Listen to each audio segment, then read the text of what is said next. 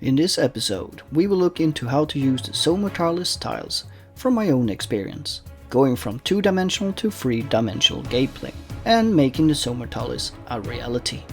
Planning and recommendation on how to build, and suggestions to kits to be bought. And I will say here that I'm sorry for the late upload. I just turned 40k, 40 years old, and had a huge party. No, that's not true during the pandemic here, but just taking it easy with my family. And also, I had some simulator checkups to attend. So from now on I will have a weekly video, I think.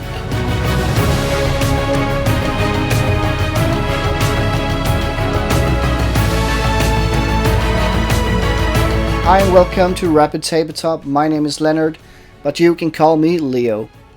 So today we'll be talking about how to use the Zone Mortalis tiles. So we'll be starting off by going from where it all began, from the 2-dimensional tiles, and move on to 3-dimensional, on how to transition.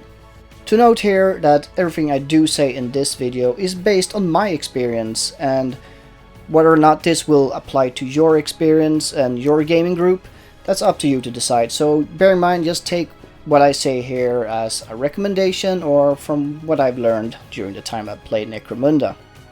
And if you do like the content, please do consider subscribing, leaving a like, and if you want to help out the channel even more, please do consider head over to our Patreon page and become a member.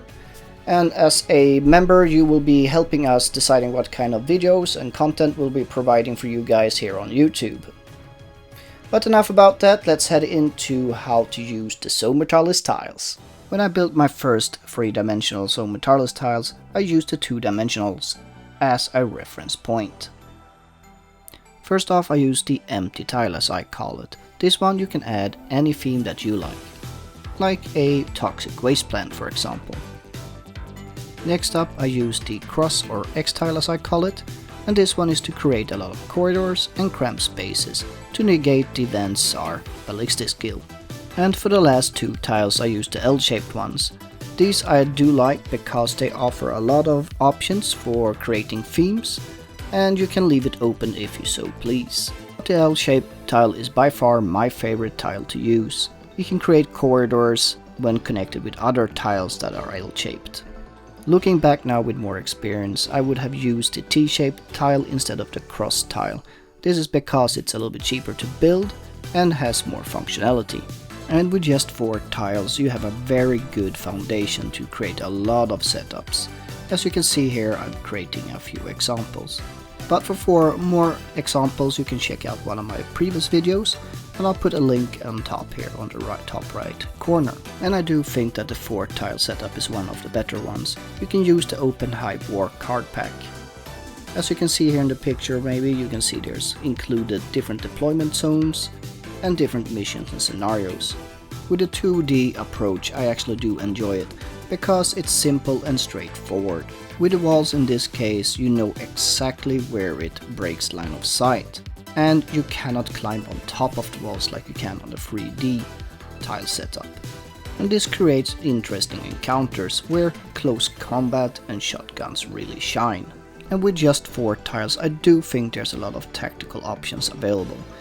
With a larger battlefield, of course you can make a lot more movements and flank the enemy a little bit easier, but most of the turns, from my experience, you're just moving around, not shooting or engaging enemies for maybe 2 up to 4 turns before something happens. With 4 tiles, at least you will have actions from turn 1 or turn 2. But now let's move on to a larger battlefield. And my favorite setup for the larger ones is 7 tiles.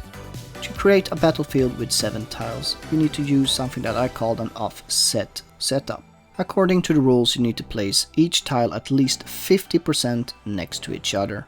And looking at the tiles here, you can see if you do put them 50% to each other, you will actually have the walls connecting. This setup I have found that is good for 1 versus 1 and of course in a multiplayer scenario. And here I'm indicating the deployment zones that I usually use when I use this setup. And now if you're using a 2-dimensional setup here, you can actually place more objects onto the battlefield, barricades and other options that you have at home. but I have transitioned into 3-dimensional tiles. The 2D tiles beneath are actually representing the 3D tile that's placed on top. As you can see here, I'm using a lot of L-shaped tiles as they are my favorite ones. Moving from a 2-dimensional to a 3-dimensional setting adds a lot of complexity, such as the walls. Can you shoot over them, or are the walls something that you cannot see through? This is something that you have to set strict rules with your gaming group. For my tiles, I have decided to use 2 wall sections on top of each other, creating a 5-inch wall height. And there's 3 reasons to this. The first one is that it works well with all the Sector Mechanicus and Sector Imperialis kits. They are all based on 5 inches. Second of all, I think it looks a little bit better with having higher wall heights. And third, this also helps with not shooting over the walls. It's a little bit hard to explain, but it works out fine for me at least. And finally, with the 3D setup, there's a lot of people asking me if I'm not scared of not having enough options when I make it all glued down, not making it modular. Well, here's how I'm showing you an example of how you can move around with 7 tiles and get a totally new setup.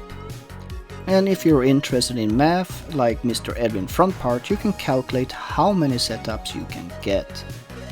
And I'm pretty sure he will make a comment here on this video, so if you want to know the actual number, just look into the comments later on. But in the end, whichever route you do decide to take, a fully modular or a glued down version as I have here, or a semi-modular setup as I made a video in the past, it's all up to you. In either case, you will have a very high number of setups that you can play on and enjoy your games on. As I said in the previous video, so it also runs down on what kind of storage space you have. These glued down versions, they do take a lot of space, so my recommendation would be a fully modular or semi-modular setup.